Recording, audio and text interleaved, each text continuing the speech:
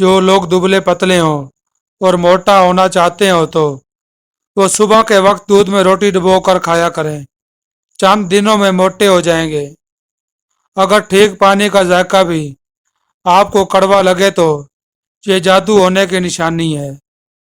بچوں کا قد چھوٹا ہو تو ماں کو چاہیے کہ بچوں کو روزانہ ساگودانہ اونٹنی کے دودھ میں بنا کر کھلائیں۔ انسان کا حافظہ ان چیزوں سے محفوظ رہتا ہے: قرآن شریف کی تلاوت، گوشت کھانا اور شہد کا استعمال کرنا۔ بستر کے ساتھ نمکین پانی بھر کر رکھ دو، پوری رات مچھر قریب نہیں آئے گا۔ مالٹے زیادہ کھایا کرو، یہ دانتوں کی صفائی میں اہم کردار ادا کرتے ہیں۔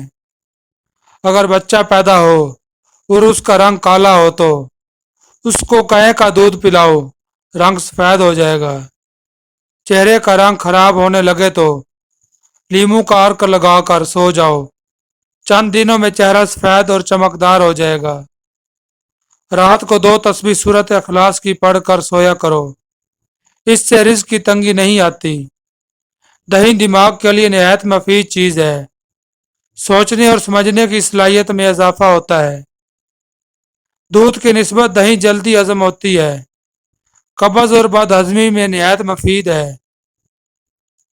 تلی چیزوں کے استعمال سے اگر بد ہضمی ہو جائے تو اجوائن کھا لو، ٹھیک ہو جاؤ گے۔ چہرے کی جھریاں 1 ہفتے میں ختم کرنی ہے تو ایلو ویرا کاٹ کر روزانہ چہرے پر لگاؤ۔ اگر بھوک زیادہ لگے تو دہی زیادہ کھایا کرو، بھوک کم لگے گی۔ ذہنی تھکاوٹ کو ہمیشہ کے لیے دور کرنا ہے تو روزانہ سلاد کھا لیا کرو۔